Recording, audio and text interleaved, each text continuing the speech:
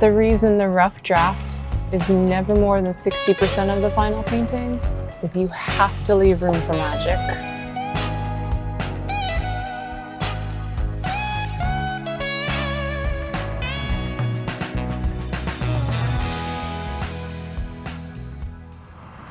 A word that comes to mind for me is beautiful chaos.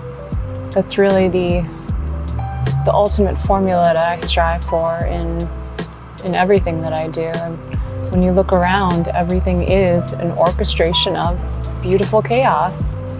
It almost doesn't make sense when you look around at everything that's on this planet, from the people to the millions of species and plants, and everything just works together in this perfect harmony of one song, and that is beautiful chaos. I've had people ask me, will I do anything beyond abstract paintings? And the answer for me is actually very simple, no.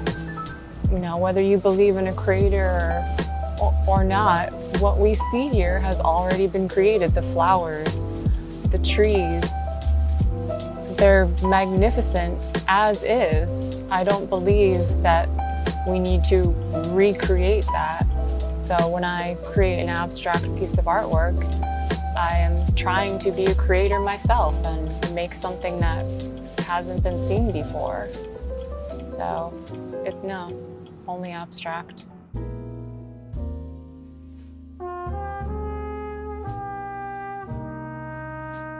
There were two things that hypnotized me when I was growing up. One was observing nature, and the other was high-end fashion.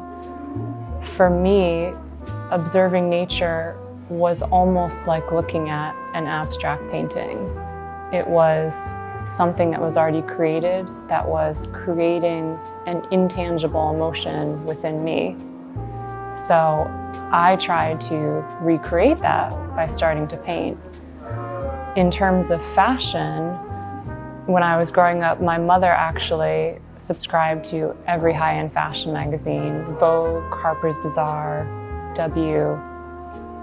And flipping through those pages, something about those ads, the colors, the positions, the products, just the perfect way that it was put together reminded me of the emotion that being in nature invoked.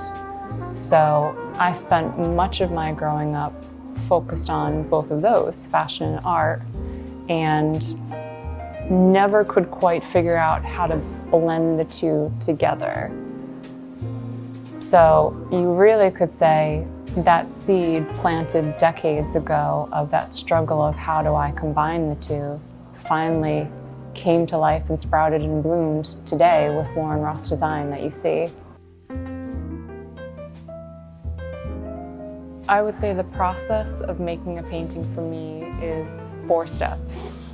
The first step, probably being the most important, is having a sense of curiosity, which could really apply to anything in life, but I would say having a sense of curiosity, researching, studying something that you already have an interest in.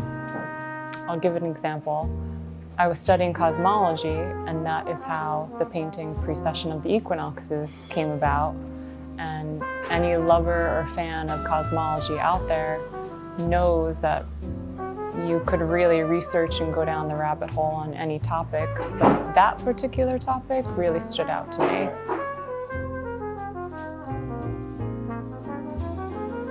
The second step in the process is intimacy.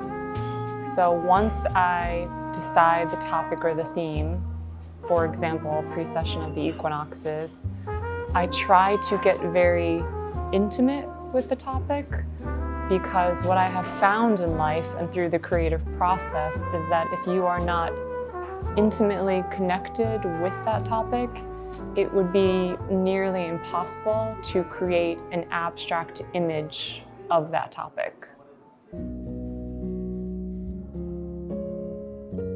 Step 3 in the process of making a painting is what I call the rough draft. So after I have made my way through curiosity and intimacy with the topic, I get to the rough draft, which is merely just sketching out what I believe the painting should look like, choosing the colors, and the rough draft is merely about 60% of what I think the painting should look like, and that is step 3. The last step, step 4, in the process of making a painting is what I call leaving room for magic.